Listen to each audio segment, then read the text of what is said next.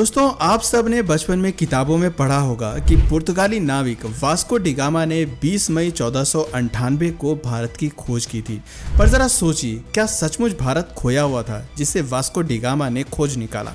दोस्तों, हजारों वर्ग किलोमीटर के भूभाग को वास्को डी गामा द्वारा खोज निकालने की बात ठीक वैसी ही है जैसे हम अपने पड़ोसी के घर को खोज निकालें और वर्ल्ड हिस्ट्री में फेमस हो जाएं। कहने का मतलब ये है कि भारत कोई ऑब्जेक्ट नहीं है जो खो गया था और वास्को डी गामा ने उसे खोज निकाला। असल में वास्को डी गामा ने यूरोप को पहली बार भारत तक पहुंचने का समुद्री मार्ग बताया था। दरअसल उस जमाने में यूरोपीय देश अरब देशों से मसाले और मिर्च जैसी चीज़ों को खरीदते थे जिसमें उनसे भारी टैक्स वसूला जाता था, और इसीलिए यूरोपीय देश उस देश तक पहुंचना चाहते थे जहां से अरब देश के कारोबारी मसाले और मिर्च को अपने यहाँ इंपोर्ट करते थे, और वो देश था अपना भारत। दोस्तों, जहाँ तक भारत का सवाल है, इसके एक और हिमालय की ऐसी श्रृंखलाएं हैं जिसे पार करना उस दौर में इम्पॉसिबल था, और दूसरी ओर भारत को समुद्र ने घेर रखा था। ऐसे में यूरोप वासियों के लिए भारत पहुंचने के सिर्फ 3 रास्ते बचते थे। पहला, रशिया पार करके चीन होते हुए बर्मा में पहुंचकर भारत में आना, जो कि अनुमान से कहीं ज़्यादा लंबा और जोखिम भरा था। और दूसरा रास्ता अरब और ईरान को पार करके भारत पहुंचना था, लेकिन ये रास्ता अरब के लोग इस्तेमाल करते थे और उनके रहते हुए किसी अन्य को इस रास्ते का इस्तेमाल करने की इजाज़त नहीं थी। ऐसे में अब तीसरा और आखिरी रास्ता बचता था समुद्र का। इसलिए उस समय के यूरोपीय नाविकों ने समुद्र के रास्ते ही भारत तक पहुंचने की कोशिश की, जिसमें सबसे पहले इटली के क्रिस्टोफर कोलंबस ने अपनी समुद्री यात्रा शुरू की। 3 अगस्त 1492 में कोलंबस भारत आने के लिए यूरोप से निकला था। उसका मकसद था भारत का पता लगाकर उसके साथ कारोबार करना, लेकिन अटलांटिक महासागर में आकर वो भटक गया और वो भारत न पहुंचकर एक नई जगह पर पहुंच गया, जो कि एक आइलैंड था। आज इसे ही हम अमेरिका के नाम से जानते हैं। जब कोलंबस अमेरिका के तट पर पहुंचा तो उसे लगा कि उसने भारत की खोज करने में सफलता हासिल कर ली है, और इसीलिए जब इस आइलैंड पर कोलंबस की मुलाकात लाल रंग के दिखने वाले कुछ अनोखे आदिवासियों से हुई तो कोलंबस ने उनके लाल रंग को देखकर उन्हें रेड इंडियन नाम दे दिया। दोस्तों, ये रेड इंडियन ही हैं जिन्हें अमेरिका का मूल निवासी कहा जाता है, और यही आगे जाकर अमेरिकन्स कहलाए। वास्को डी गामा के सफ़र की शुरुआत। दोस्तों, कोलंबस की यात्रा के करीब 5 साल बाद वास्को डी गामा अपने समुद्री सफ़र की शुरुआत करता है एक विशाल नौका के साथ। हालांकि उसके साथ 4 और जहाज़ भी थे। कहा जाता है कि वास्को ने अपना ये सफ़र 1497 में 200 से अधिक नाविकों के साथ शुरू किया था। वास्को डी गामा की एक और सबसे बड़ी खासियत ये थी कि वो एक बहुत ही अच्छा कप्तान था, लेकिन इसके बावजूद कोलंबस की तरह वो भारत का रास्ता भटक गया और भारत की खोज करते करते अफ्रीका जा पहुंचा। अफ्रीका पहुंचने पर उसे पता चला कि ये वो जगह नहीं है जिसकी खोज उसको करनी है, उसको अभी लंबा रास्ता तय करना है। यही सोचकर वो कैप ऑफ गुड होप से हिंद महासागर में इंटर हुआ, लेकिन लंबे और थका देने वाले सफ़र में उसके कई साथी बीमार पड़ने लगे और उनके खाने का सामान भी खत्म होने लगा।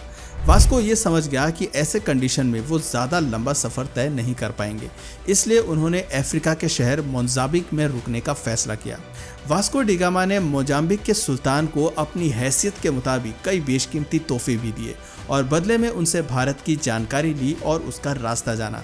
यहाँ से उन्होंने अपने ज़रूरत के हिसाब से खाने पीने का सामान भी लिया और एक बार फिर से अपनी यात्रा की शुरुआत की। आखिरकार लंबे सफ़र के बाद 20 मई 1498 को वास्को डी गामा ने समुद्र के रास्ते केरल के कालीकट पहुंचकर यूरोप वासियों के लिए भारत पहुंचने का एक नया मार्ग खोज निकाला। दोस्तों, आज इस कालीकट को कोझिकोड कहते हैं। दोस्तों, यही वो जगह थी जिसकी यूरोपियन को तलाश थी। यहाँ पर हर वो चीज़ थी जिसे यूरोप अरब देशों से खरीदता था, और ये पहली बार था कि जब कोई यूरोपियन व्यापारी समुद्री रास्ते से सीधे भारत आ गया था। जिस तट पर वास्को डी गामा पहुंचा था उसे मालाबार तट कहते हैं। उस वक्त इस पूरे इलाके यानी कि कालीकट का स्थानीय शासक जेमोरिन था। दोस्तों, जेमोरिन दरअसल उस समय एक उपलब्धि थी जो हिंदू शासकों को पुर्तगालियों ने ही दी थी। जैसे मुगल शासक को बादशाह कहा जाता है, हिंदू शासक को राजा या महाराजा, वैसे ही पुर्तगाली में शासक को जेमोरिन कहा जाता था।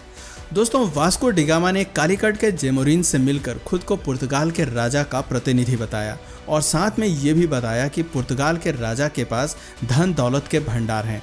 जिसके बाद जेमोरिन ने वास्को डी गामा का शानदार स्वागत किया। उसने वास्को डी गामा के आव भगत में कोई कमी नहीं छोड़ी, लेकिन जब तोहफे देने की बारी आई तो वास्को डिगामा ने उन्हें चिंदी सा माल पकड़ा दिया, जिसमें 6 टोपियां, मूंगे की 4 मालाएं, चीनी का 1 बक्सा, 2 तेल के पीपे, 2 पीपे शहद के और 1 थान कपड़े का था। इस तुच्छ माल को देखकर जेमोरिन और लोकल जनता ने यह समझा कि वास्को डिगामा उनसे झूठ बोल रहा है। वो किसी पुर्तगाली के राजा का प्रतिनिधि नहीं बल्कि एक अदना सा समुद्री लुटेरा है।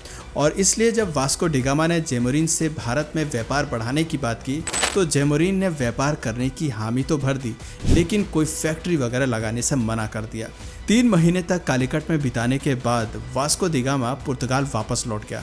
हैरानी की बात यह थी कि करीब 200 नाविकों के साथ शुरू हुआ ये सफ़र 55 नाविकों पर जाकर ख़त्म होता है। दरअसल इस पूरे सफ़र में वास्को डिगामा के साथ केवल 55 नाविक ही पुर्तगाल वापस जिंदा पहुंच सके थे, जिसमें वास्को डिगामा अपने साथ 2 चीज़ें लेकर पुर्तगाल लौटा था। पहला, बहुत सारे मसाले और जड़ी बूटियाँ।